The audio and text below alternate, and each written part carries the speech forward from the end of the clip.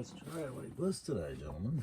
Hey guys, Krusty Old Crow back, and I'm doing another one of my custom creation corner whatever episodes. More of a hot mic, if you guys remember me doing hot mics.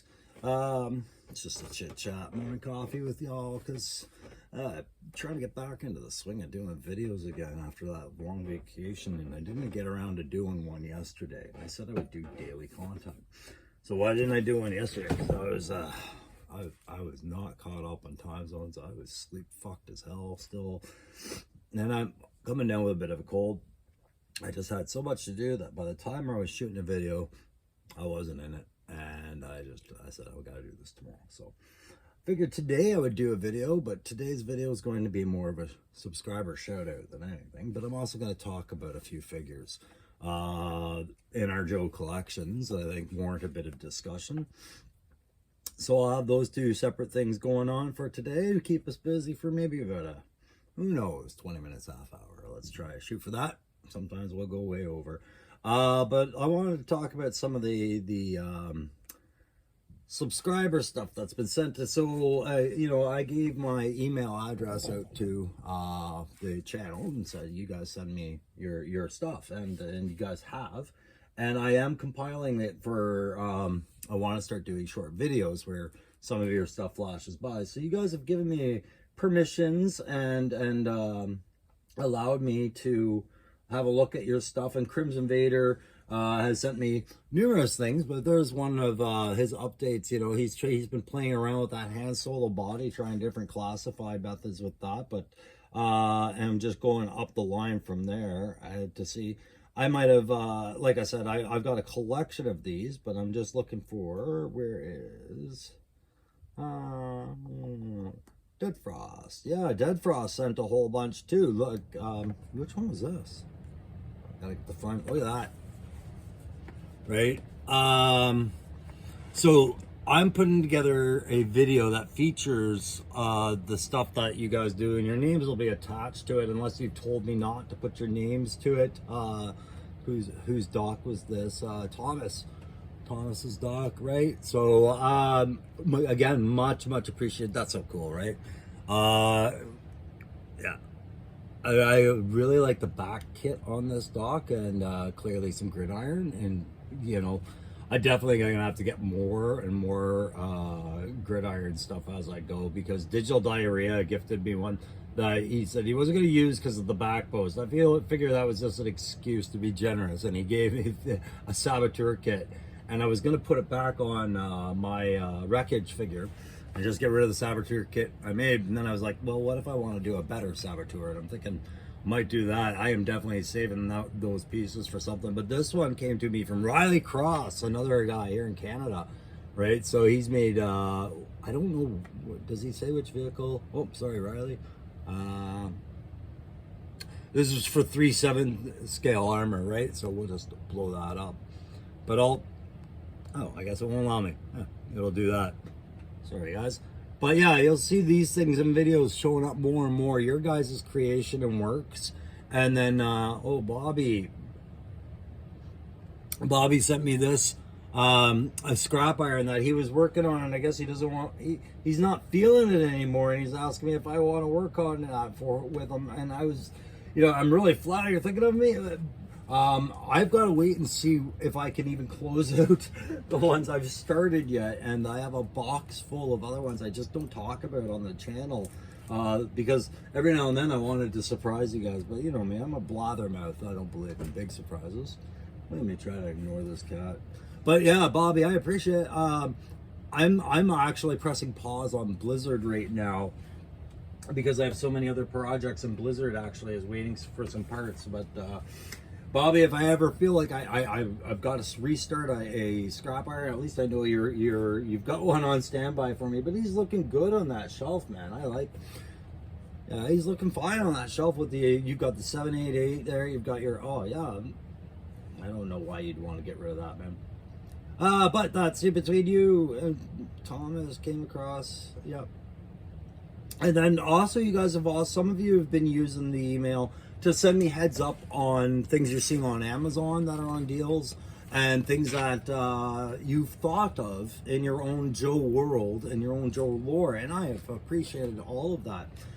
Between advice, heads up, and intellectual properties, and photos, and all this other stuff, and your brainchilds, you guys have really embraced me asking you to communicate. And I'm sorry if I'm slow to get back to you.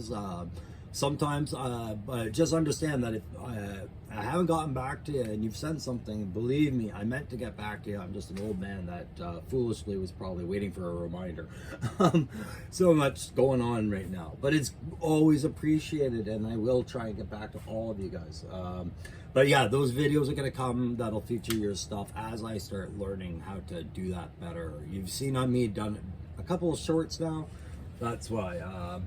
So one of the things I wanted to talk about today, besides you guys, and like I said, that video about the about all your submissions and whatnot, when I put that out, like I said, I want your names under it as well. That's the other reason, is I'm having a hard time getting the names and the photos together. Like, I've got them all saved, but now I have to make a concerted effort. But moving on, pardon me. One of the things I was going to talk about today is a figure I have not done a review on, and I've had it in the collection for a little while. And I realized the reason I haven't done the review on it is because I didn't get it in box. I didn't get it even with the box. I took it like off a guy's shelf that wanted to get rid of it, and he got rid of it for a very cheap price. But it was complete. So I am talking about Scarlet, the earliest line of the Scarlet. And I'm not going to do a figure review on her. The discussion I'm going to have right now is, now that I have this figure in hand, I'm trying to understand why it was so poorly received, I guess. But like, I get the uniform isn't an homage to the original. This is clearly from like the Operation Blackout, was it, the video game or whatever intent. But as far as overall articulation and design, I felt like this figure kind of got hacked on. And if this had been anybody else but Scarlet's head on there, I think we might have had a respectable new character of some sort. Maybe with a different loadout, maybe no nods to being Scarlet, but the figure itself, I think, is a fine figure. And I'm not quite sure what the mass objection was. If it wasn't, you know, I'm 99% certain it's because they said this was Scarlet and the costume looked nothing like a Scarlet they knew or could accept, I guess. It wasn't true to image. But even that bow, that compound bow, it's a two-piece, right? So I was like, oh, well, you know, they put some consideration into how that would ship and pack and maybe get warped or damaged. They made it two-piece for storability, I guess. I don't know. And the quiver at the back tilted downward for her limited supply of arrows. It's an interesting design. I'm not sure I'm a big fan of it tilted downwards, but that seemed to be what I was seeing online with the way everybody had it.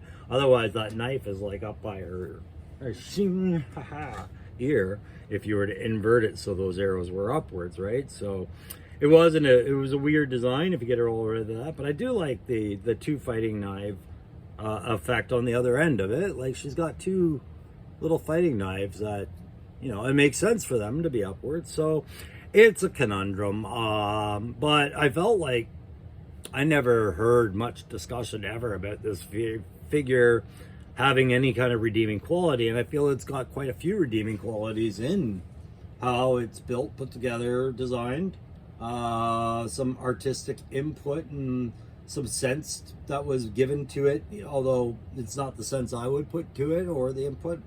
I'm not a big fan of the breast knife, the way it's positioned at all, or the quiver, the way it's positioned at all, but I respect the effort and the attempt at doing something different with this character. I've never been a big fan of shurikens just kind of bolted to her wrists. I always understood it, but to me, it was just, you know, shurikens, they belong with Storm Shadow and Snake Eyes, but they never seemed right with Scarlet. And they still, to this day, I don't know. I don't know why I can't get behind Scarlet hucking shurikens, but I just can't. I don't know. And I've never been a fan of her with a crossbow either, but it just seems to me like being an artisan soldier for the sake of being an artisan soldier, when really what you need is a good, reliable pistol and rifle set. That's all. You're getting yourself into trouble if you're walking into a big old brawl, slobber knocker firefight, and you're hawking arrows and throwing ninja stars, and that's your game. After that, you're a knife fighter.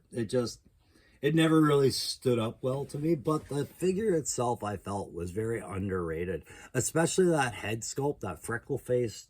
Like, hard for me to see it with my glasses, but I guess not. Yeah, there's a fadey freckle kind of effect to her face. That's definitely a unique and personable face. It's a good head sculpt. I feel like this figure was highly underrated, and I was really glad to get that for, I think it was like $15 Canadian, used, right? So I wanted to draw eyes on that, because you guys saw me rip apart my my Snake Eyes Origins one and do a different Scarlet variant on that. And then, of course, we've got the retro wave. And so that's something I wanted to talk about today, too, was the retro card stuff is going to start coming in, I guess, between the end of March and April. We're going to start seeing the first bits of that. I think it's going to be probably Scarlet or Recondo or somebody, and then the rest. There's going to be a lot of stuff coming in, and you guys have heard rumors that us Canucks up here, we get the Techno Viper and Quick Kick coming to us. I haven't even heard of Airborne coming by my place out here in Ottawa yet, and I was just in Toronto, and the places I visited, it didn't hit them either. So when you guys are hearing these things coming in, they're either coming in from the mail system of Hasbro, where they're shipping them out to first, or individual stores are being granted like this privilege in these certain towns, but it's not provincial wide. Just like I'm sure with you guys, it's not statewide. When Ross hits a big sale, it doesn't hit every single store in the state. Maybe it's just a couple. So that definitely could be happening, because I have not received a call from GameStop on any of this stuff yet. But I am told through new friends and old that the wave is upon us, and you know, if you ain't looking up, you're going to get knocked over. Get your wallets ready. That's what we've been told. So you're going to see a lot more figure reviews on the channel, I guess, in the weeks to come than you have been for a while, because we've had kind of a drought on new figures. But thanks to guys like Digital Diarrhea providing me an opportunity to do two characters I couldn't get my hands on. He handed them to me, the Crimson Alley Viper and the Cobra Eel. Aaron, the toy enhancer, who was the guy who allowed me to do the entire blue series of Cobra Trooper Infantry. He gave me that opportunity when there was a drought of things going on, and after Christmas I was amazed by being able to do 3 new figure reviews when really all I had out was Mutton. I'd already done that. There was nothing else coming for a while. And now more recently, Hush TB hooking me up with that amazing his 788 fire team, and apparently we are he's willing to hook me up with a couple others that I don't have once he's all healed up from his surgery, and he's ready to go. He's like, I've got these put aside for you, brother, and I am very appreciative of that, and he's doing wonderful things for me with that. So you'll see them on the channel as I backfill some of the collection. But let's talk about some of the wave that's coming. You guys know Big Boa was not one that I'm excited about, and I'm still not. I don't give a rat's ass about Big Boa. Sylvester Stallone, Rocky tribute. Yeah, you got me. He's in the same category as William the Fridge Perry. In fact, I have more want to see a William the Fridge Perry than I do a Big Boa. It just doesn't fit in as much. None of it does. These sports or trendy figures of the era translating into it's not fitting well. But will I get a Big Boa eventually? Probably. He's not the first one you're going to see me reviewing, that's for sure. Quick Kick Techno Viper, sure. I'm going to be candid here, guys. Techno Viper does not have me excited. I am not a fan of that head. I'm not a fan of that color, purple, whatever. But I'm a fan of the roll of the Techno Viper. I'm a fan of the ability to be wrong once it's in my hands and put it there. And yeah, I'll definitely be buying a Techno Viper. I have the pre-order in, and I know it's going to be hard to get after you get your pre-orders. If you're looking for loosies, I think you're dealing with scalpers. Speaking of scalpers, the Vamp scalpers. Oh my God, they're already out there. Today, as you guys know, I didn't get in on the pre-order for the Vamp because I was slow joining Hasbro Pulse because I thought Canada wasn't able to. So I've been waiting for them to go back up for order so I can try and roll my pennies and take back my empties and go get myself a Vamp on order. But of course, now the ones that were pre-ordered are out, and I see, of course, the scalpers got their share, and those, yeah. So apparently, if just be warned, if you're waiting to buy one on the aftermarket, the scalpers have them up around the 200 or more each, and I'm like, yeah, okay. So I'll just be patient. I'm waiting for Hasbro. It's fine. I'll get my Vamp. I'm just not entertaining a scalper's price like that. 200 Canadian. For what should be about the 125, 140-ish, somewhere around there, 140, 150. It's not the worst, but it's just the beginning. I could see it going up exponentially in the next couple of days as people scramble. So I'll just play the patience game, but just be warned, that's what it looks like there. So Techno Viper, you could see the ridiculous things that might go on for that. Not crazy about it, but it is what it is. I ordered one. Quick Kick is another one you guys know I don't necessarily have the most excitement for. However, I have been admiring the kit, the photos, all of that stuff. I'm at peace with having this Bruce Lee stereotype cliche character in my lineup because I have so many other ninjas to accessorize them with now. My initial reactions were when he was first being rumored, and I think really I just had Storm Shadow and Nunchuck, and I wasn't really thinking ninjas for my collection, where Quick Kick could fit in really at home. I was looking at him like, where does he fit besides guys like Rock and Roll Grunt Stalker? He doesn't really, not well on the shelf. But anyways, I digress. You'll see him, and if he is sitting there waiting at GameStop on Thursday, that's probably one you're going to see me do a review on very soon.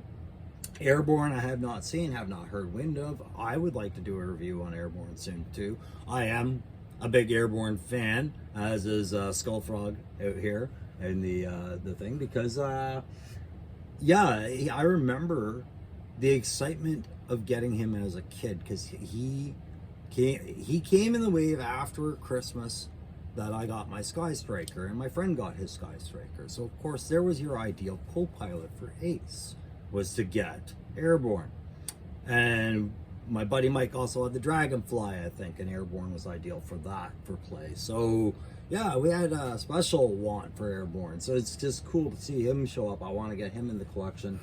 I'm still waiting to hear if Metalhead is going to be in this. He was supposed to come a while ago, and I've seen news on a show. A lot of people will tell me, oh, don't talk about him. Viper Island, I like. Guys, I'm not getting into the sub-politics behind YouTube channels, grudges, and egos. I like Viper Island. They're like a TV show to me. They're easy to follow, and they're routine, and they deliver. And anyways, apparently early March was when we were supposed to see Metalhead. Something happened, right? And I'd said it's supposed to be, yeah. But anyways, I digress. We might be seeing him. Yeah, so that's all. I'm expecting that all to start flowing in as of Thursday. So in the meantime, like I said, guys, I have to put pause on my Blizzard variant that I'm working on. Oh, how is that Blizzard? Exactly, how is this Blizzard? It's just the Uzi and he looks winter. I do have the helmet. What I'm finding with the helmet though is I'm not a big fan of the visor piece until I complete the nose piece, and I've just run out of green stuff, and I'm not happy with the visor right now. So what I'm doing is I'm waiting, because I know I have a package coming from my friend Loki Wartooth that has my version 2 Stalker stuff in there, for which I'll be making my last Winter Soldier besides the low light when I find a good one to do with him. It's really just Stalker at that point. Really, the reason I was doing all of this was Snow Job and Stalker, to build them up a force, right, and add guys to it. So yeah, low light will be coming, but the Stalker kit, some of that kit I need to complete the Blizzard kit, because right now I'm just utilizing a repainted Grunt backpack. It's not a solid post fit because the layering I've done with that, but the post does fit. I can make amends, but I don't really like the loadout on the backpack, because we are missing the skis, which he needs skis, right? Or snowshoes, or some sort of winter build up. That whole feel is missing from it, and I know that. I've already taken away his stupid little inflatable sled effect for whatever that was on his backpack, and I'm feeling like I'm gonna have to put that back onto it. So I'm putting a pin in him for now. You know, this is the body, this is the design, the helmet is going where it's going.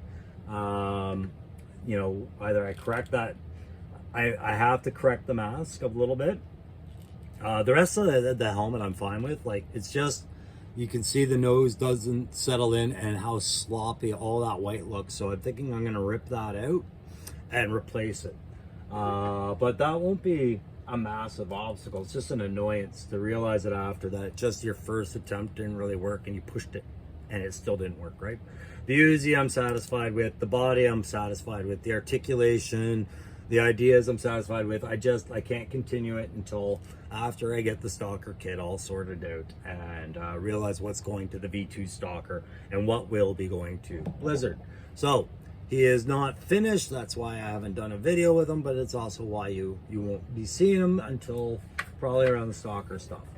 Do I have other things on the go? Yes, I am absolutely still working on some of those background character anime Wolverine tributes that Grievance suggested. Like I said, they'll look like the Wolverine group, but they're not going to look exactly like the Wolverine group. They're going to be just a tribute to it, right? And definitely a Red Dawn tribute. And I've got some background set pieces I'm going to just do a quick slap up like I did with the Wolverine stage as well. And that's just while I get settled in and sort out my space here again and wait for some more stuff, because I do have other projects on the go, but I've got to ease into it, right? You know me, by the end of the week, you'll see me hacking out more and more customs again. Okay, yeah, the gridiron. I forgot to mention these awesome little sunglasses that Digital Diary sent too. I've got plans for these, that's why they were up here. Hey guys, don't forget to like, share, subscribe. You're gonna be seeing it in the background more, hopefully, if I do more videos from this desk, because it's something I always forget to ask you to do. Two other characters I wanted to talk about. I want to talk about Hasbro's greatest character, meaning its greatest figure, and its most obnoxious one, meaning they didn't know what to do with it, so they did too much with it. So the greatest figure in the Joe line, as I see it, is your standard Cobra trooper or infantry or officer. 100%, these are Classified's greatest triumph, as I see it. Why? Because you had the removable head component we didn't have as a child, removable goggles we didn't have as a child, functional vest pieces with pistols and knives that we didn't have as a child, but removable vests, but underneath it all, that sculpt of the Cobra soldier has been able to be utilized in so many different aspects of Cobra and troop building, and the whole body design, the texture of the pants and everything else, it all was the highest standard of, as I see it, a troop built figure. And Hasbro has the what do you call it? The patents and the designs and the molds and the licenses and all of the things set out for so many variations built off of this. It was probably the most cost-effective thing that they ever did, that made them probably the most amount of money in this line. So that's why I consider it the absolute best classified figure Hasbro produced, is a standard Cobra trooper or infantry. It's not an individual character. It's that. Simply from how much sense it made.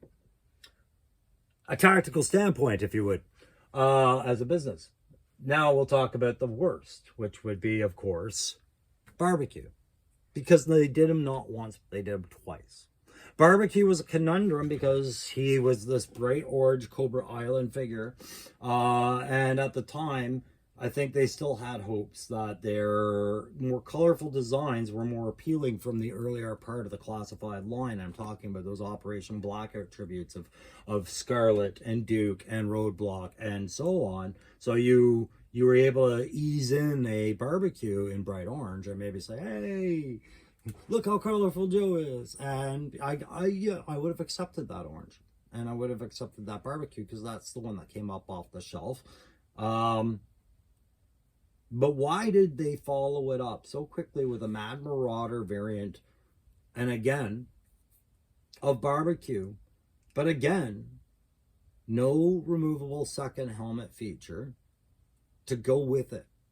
Not only that, but he's been uniformed onto a team on which for a couple of years he had no cohorts to stand next to besides a bear, maybe Sergeant Slaughter. He was far more accessible than he was in the orange variant after a while. Like on the aftermarket, the orange variant will become subject to scalpers, and then it's hit and miss to find it here in Canada. Where in this one is bleeding out the pores of GameStops and Walmart shelves everywhere. And you could usually get it at a very reduced price because it wasn't moving. It was a peg warmer from hell. And I have to ask, what point did they decide that this was the good time to release the variant of barbecue? And the other one was so, like it was like, thank God that one's over. We got that guy out. Now we can focus on other designs. No, let's reprint the guy that, had only one headpiece when everybody wanted two. The mystery of it all, right? And you can't say, oh, well, they wanted to be true to the original and not let you ever see his head. Well, okay, but I mean, if we're doing that, true to the original means these helmets would have never come off Cobra Troopers, right? I mean, where's the boundaries on that? I just feel like barbecue was the Marauder, the Mad Marauder variant of barbecue was probably the most poorly timed, thoughtless release date given to a figure. Especially if you look now, wouldn't he have fit in much better in one of these presented 2-packs that we're seeing with the Mad Marauders now? Wouldn't that have, at best, you would have bought the character next to him because it looked cooler and accepted that you were getting a barbecue variant you didn't have, right? Or at worst. But no, to release him on his own. And I'm not trying to slam the fans of this figure that say, oh, I love this figure. I'm sorry. I just didn't understand the marketing perspective behind it. And to me, that makes it its worst, Hasbro's worst figure, really, in my eyes. So that's going to sum that conversation up, guys. And as you can see, I'm going to try and keep it under that half hour today. So I am going to thank you guys for your time. I am going to pump out more videos as we go through the week, I'm sure. And I get back into the swing of my conversions. But really what you're also seeing me right now, guys, doing, and don't forget to do that, is freeing up some space, some shelf space, and giving myself some room.